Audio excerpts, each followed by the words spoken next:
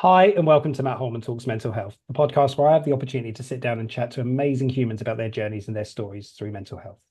For this episode, I'm so happy to introduce Caroline Roodhouse to the conversation. Welcome, Caroline. Hello, thank you. Hello. As always, just a very quick introduction as to how we came to this episode. But I do just want to put a trigger warning out here because we are going to talk about some challenging subject matter in this one. We will be talking about suicide. For anybody, if you feel uncomfortable with our conversation, please do take care of yourself. Think of your well-being in this conversation as well. But Caroline and I were introduced through a mutual friend, through the inclusion education team. They met with Caroline and they said you need to have a conversation with her. And do you know what? As soon as we had this conversation, it just felt really natural, and I love that. So I'm hopeful, and I always know that when we connect, there's this wonderful thing that happens. So we're here to do this podcast. Caroline, give everybody a little introduction to who you are and what you're doing. Thank you so much, Matt. Yes, I'm so pleased that we've been connected by these mutual friends. So yes, my name's Caroline. I have a background in communication. So I've been an internal communications consultant for about 10 years, working with all sorts of organisations. I'm a mum. My children are now 15 and 8, two girls, Evie and Ada. And a few years ago, it was a very normal day in a normal life, in a normal family, or whatever normal actually means these days. Um, but my husband, Steve, was getting ready, headed off to work. And this was in November 2018. And then was kind of the shift in my kind of before life and my after life of where I am now. So this particular day, Steve went off to work, and that was the last time I ever saw him. And it was a few days later that I was told by the police that Steve had taken his own life. And this was clearly a huge, devastating experience in my life and my family. My children were only 9 and 2 at the time, but it's kind of shaped everything I am and everything I do since then. And I still have a passion for communication, but that passion has been shaped around these really traumatic experiences. And I'm trying to build something positive out of that in lots of different ways. Um, had a very rough few years, and that's kind of Yeah. turned into a few years recently where it's been a bit more hopeful and a bit more optimistic. And these are the really important messages that I'm now trying to share with people through conversations like this one.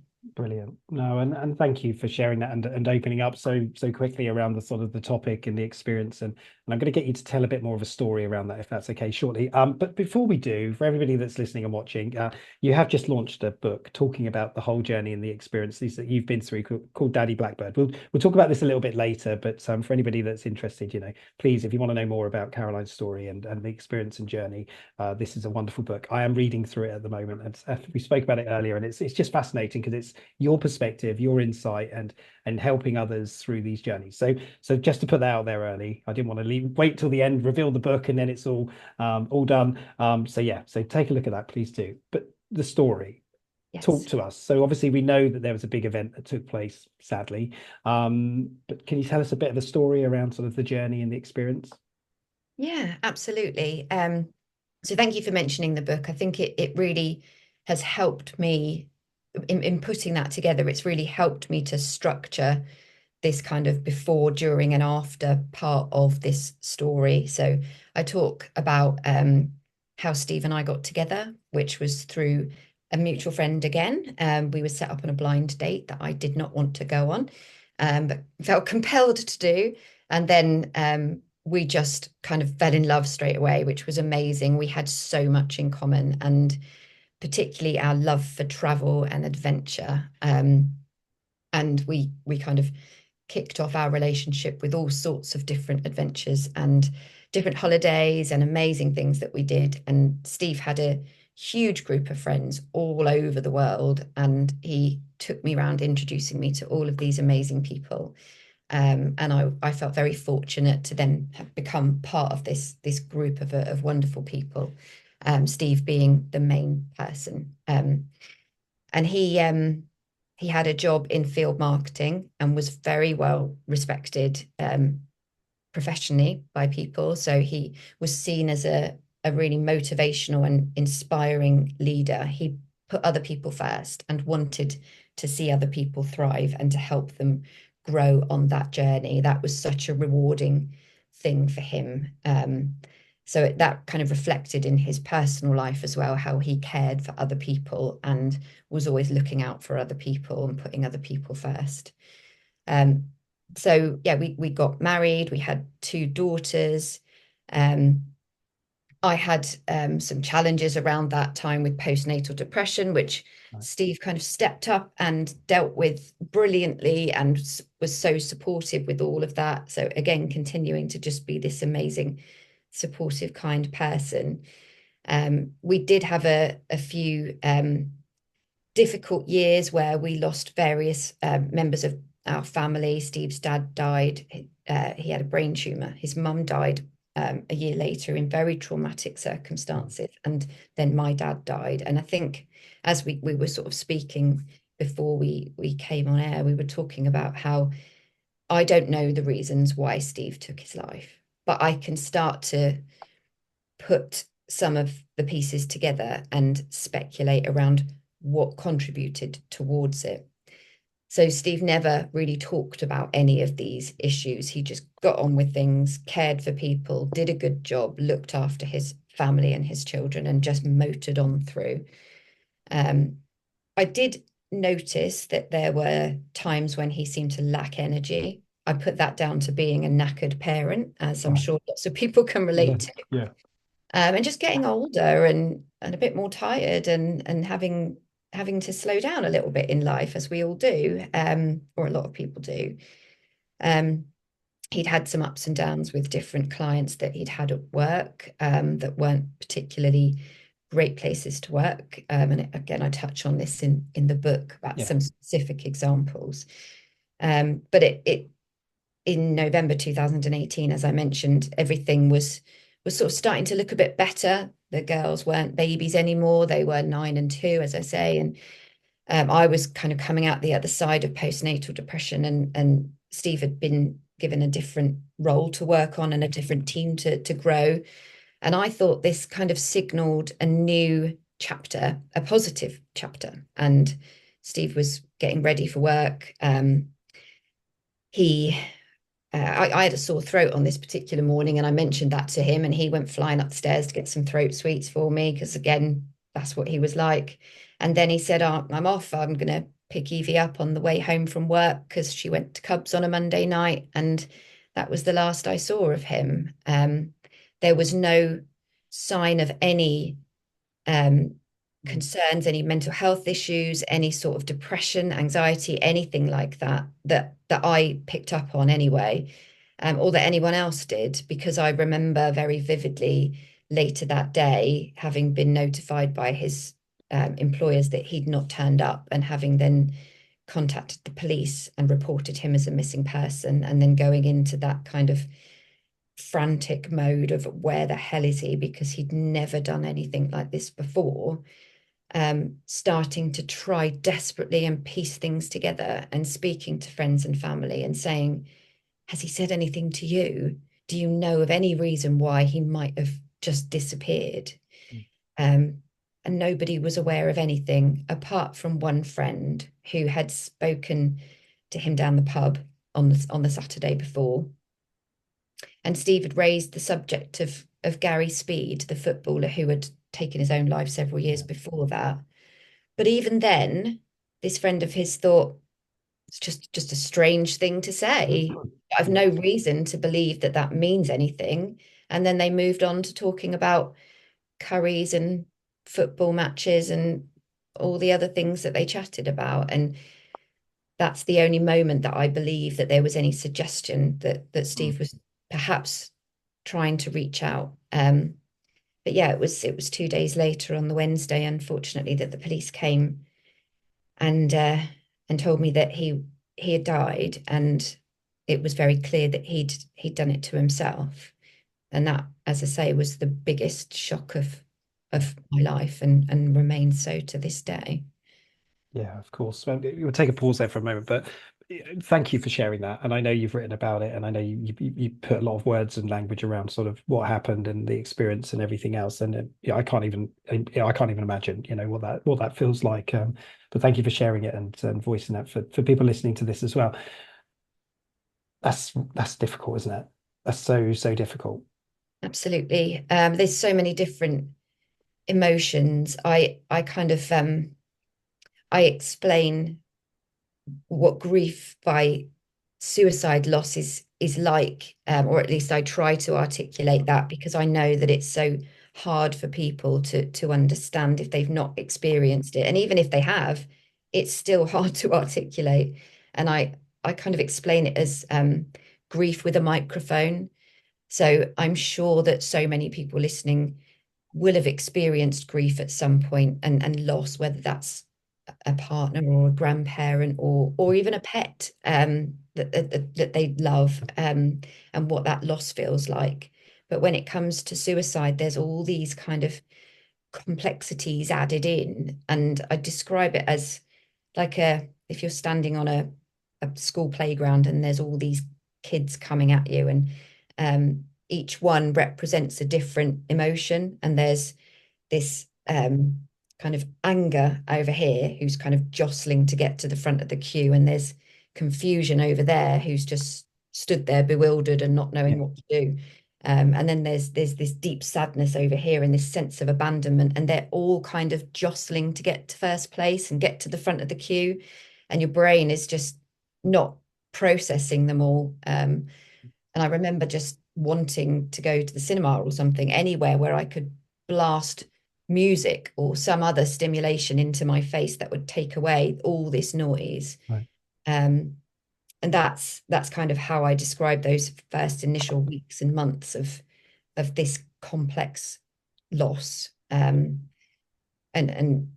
I know that so many other people have been through that, and in sharing my experience, talking about it openly, writing about it in the book, talking about it with different organizations as well, I come across so many people who say to me, "Uh, thank you for articulating it. I Yeah, find comfort in your words because I know I'm not alone. I've been through the same thing, and it makes me feel understood when I read about your experience."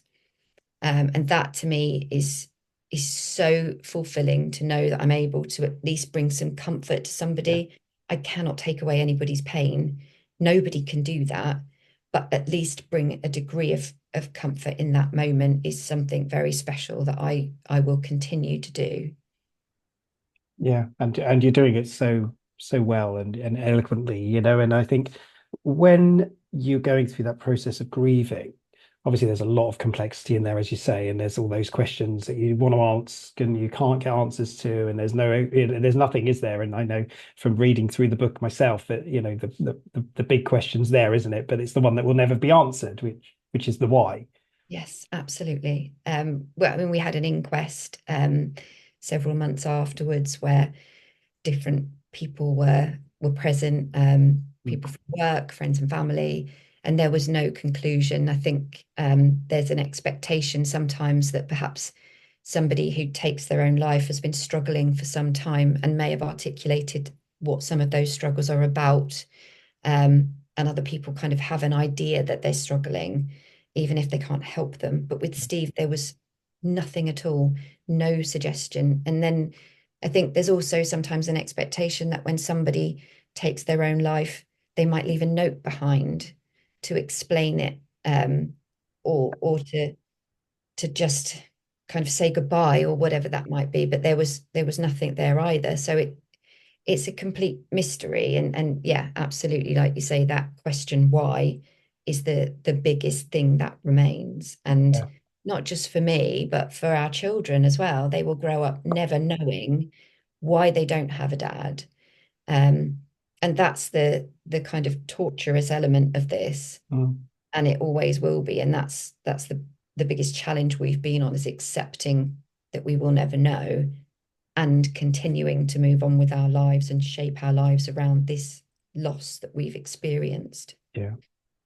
Yeah, a really, really challenging one, isn't it? And it's that there was something else that stood out for me, and I hope I can bring it in without sharing too much of the book, because I want people to read the story, because obviously it's all connected, isn't it? But it was the thing around the parenting piece.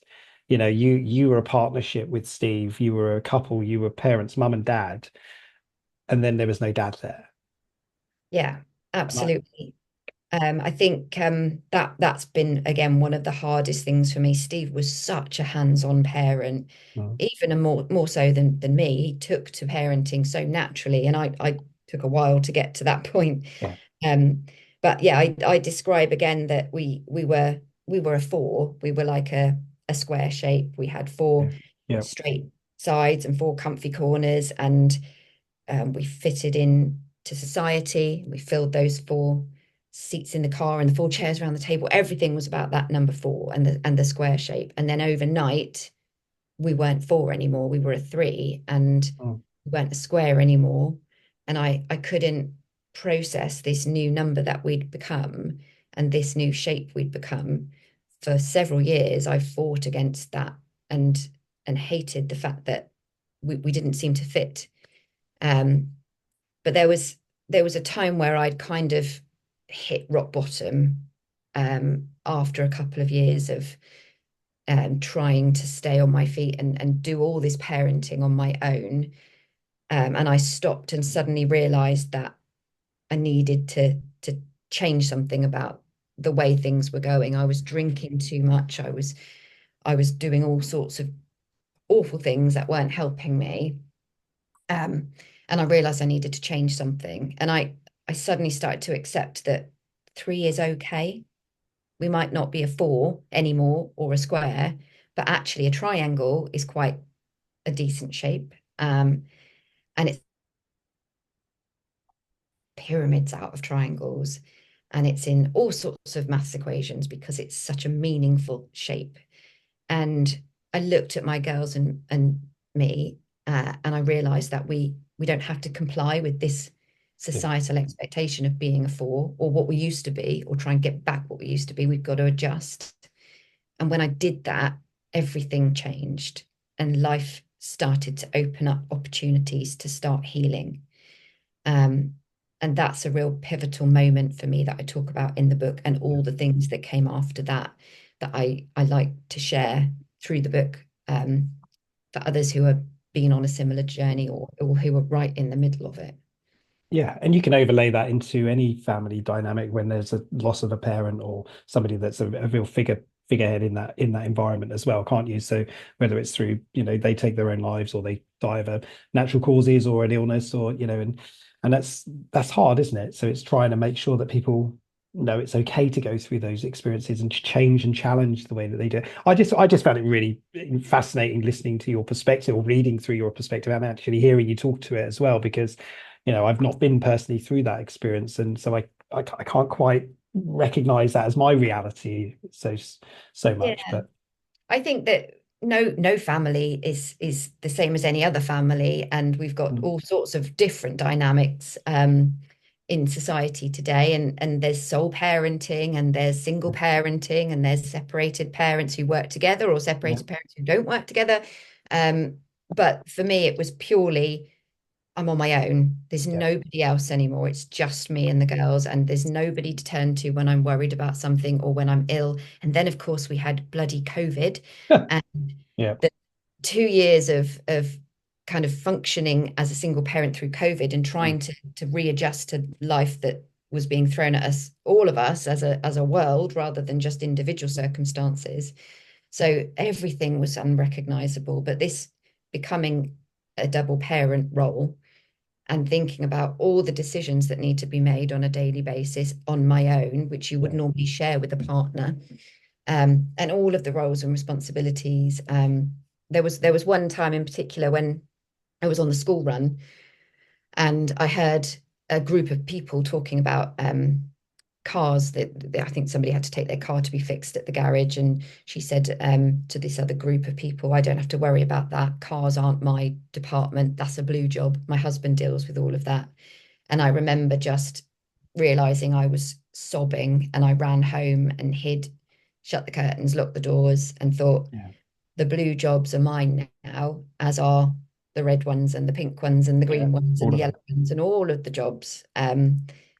But I couldn't do much about that other than accepting it and finding ways to make it work and reaching out for help and Yeah, accepting help, which is always a bit of a challenge for us yeah, as human beings. And just adjusting. And that takes time and energy and effort, but you yeah, get there. yeah. Do you feel you're there now? That's a really good question. What I don't know what there looks like actually. I assume it's just a constant journey. I'm definitely in a much better place than I was Yeah, now.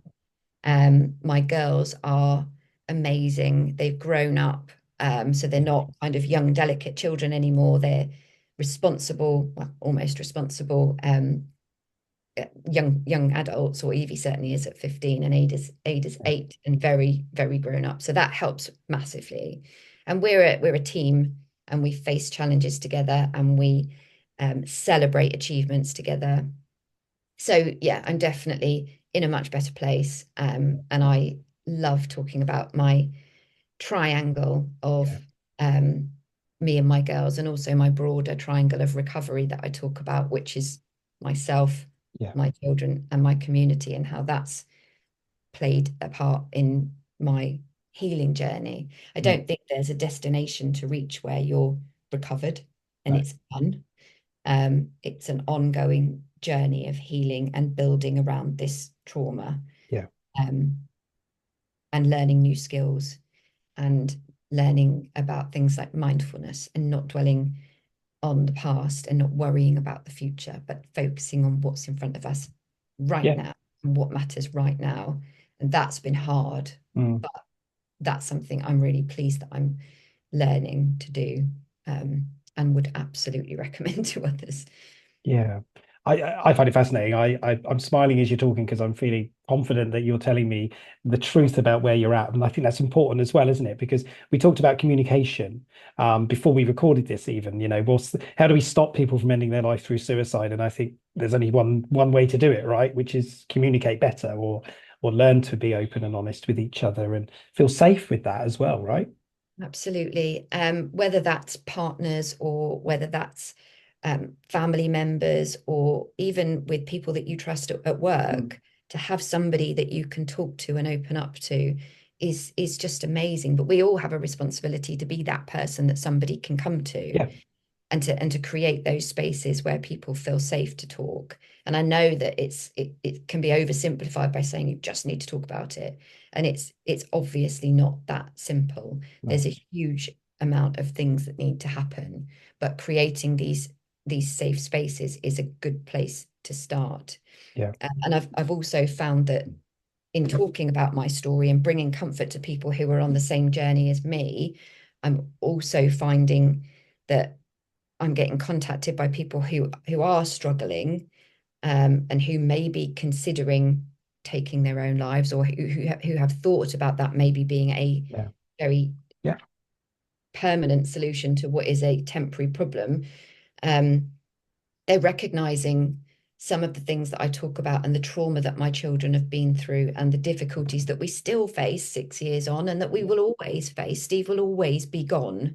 And they're saying, I can't do that to my family. I can't put my children through yeah, that pain. I'm going to find a different way. I'm going to ask someone for help. I'm going to call Samaritans or reach out to a close friend, or whatever that might be. And yeah, that to me is quite magical, to know that I can have that impact on somebody by sharing my story. I can't fix the problem, but I can maybe make them stop for a few seconds and yeah, reflect on where they are and consider a different option.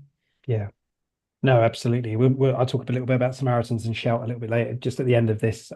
We've got a few more minutes to go, but there's so many questions I want to ask you, Caroline, and maybe we need to do a series of these to talk about these topics, because they're so important, isn't it? I remember the first time, just going back to when we met. We only met like over a week ago, and I felt so comfortable talking to you, and I think that's because I'm so open to anything, in the sense of let's talk about every topic, nothing's off the table, and when you can find that place, I think it makes things a little bit more easier, perhaps. I don't know if that was the way you felt when we were first talking.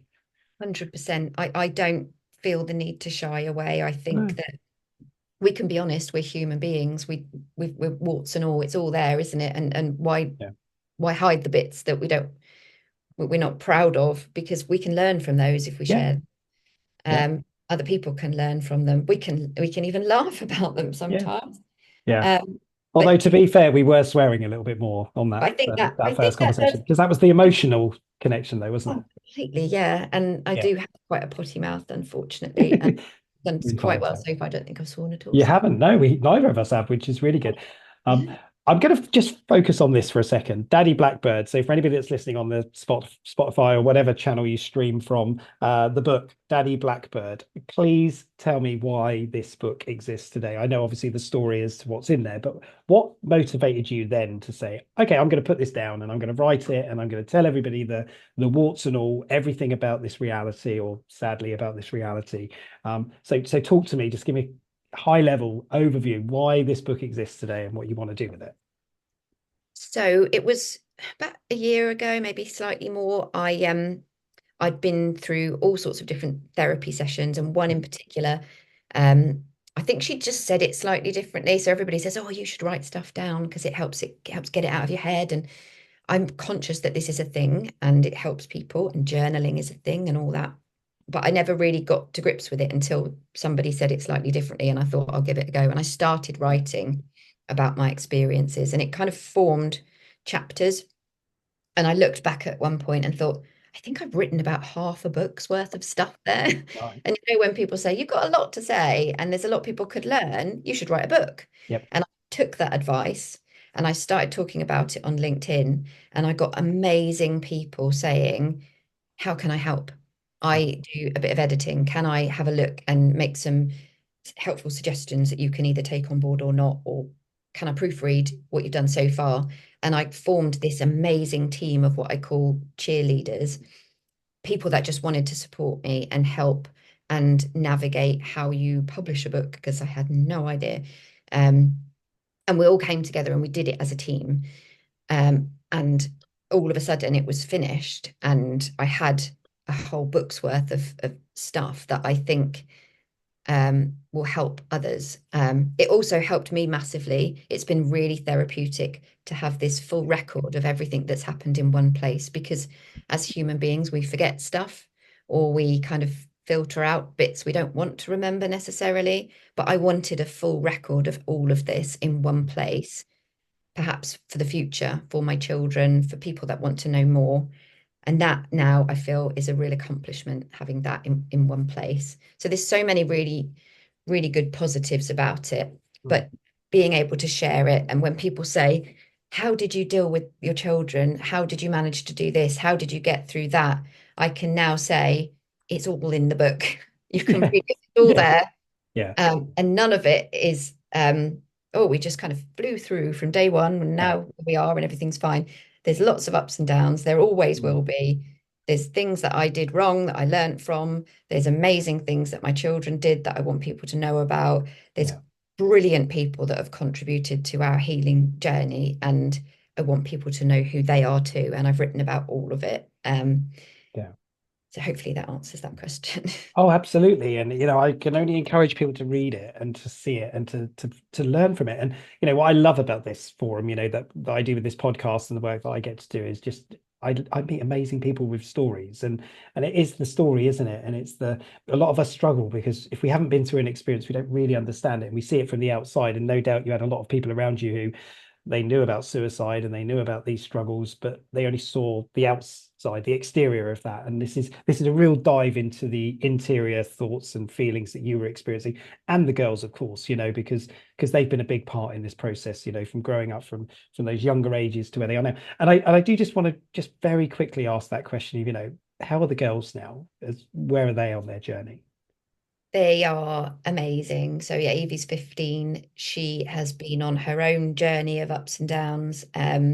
She's had difficult periods where she struggled with the language that was being used around Yeah. suicide when she first started senior school, and she reacted to that by creating this amazing animation, well, she wrote the story and it was built by an agency. But it's just an amazing little story, 3 minutes long, called Words Matter, that talks about how we need to be more considerate around the language that's used. And then she became a mental health ambassador at school, and she talks to different younger kids in assemblies and things like that about how we need to look after ourselves for the future and for each other. And Ada's following suit as well, with a real good understanding of why we need to look after ourselves and our own mental health and well-being and each other, and how we support one another in her own 8-year-old kind of way. I would like to mention Winston's Wish, which is an amazing charity that supported us from day one, the day that the police came. And we contacted Winston's Wish, and they told us what we needed to say to the girls, how we needed to articulate that, the 5 different steps to support children through this sort of loss, which can take anything from a few months to years. So I'm still on that journey with Ada. Yeah. And we can maybe do a whole nother episode on how to support children, Yeah. and the help that Winston's Wish gave. But they're an amazing charity. But yeah, the girls are in a brilliant place. They're never going to be the same as they were before their dad died. They're always going to spend the rest of their lives without a dad. But they are kind, honest, considerate members of society that will contribute massively, even more than they already have as they get older. Yeah. Oh, I love that. Thank you. Thank you for sharing that about the girls as well. And you know, and also I'm sorry that you've been through this experience. I really am. And but I'm thankful that what you've done with it is, if you've used it to help so many other people, which it will, and inevitably, you know, we help one person, that's a positive movement, isn't it? So, you know, thank you for that. Just finally then, because we are going to wrap this in a mo. Final thoughts from you. What can we do? Anything that you want to share just as a final thought? Yeah, I think that sharing our stories is the most significant thing that I think we can all do. I reference several different quotes from an amazing comedian called Hannah Gadsby. She's Australian, and she's been through her own ups and downs, and she talks about the traumas that she's been through her childhood, and how she's come out the other side and continues to work on that. And she says that stories hold our cure. Okay. And I think that that is such a powerful concept, that just by talking about our own experiences, we can make a real difference to other people.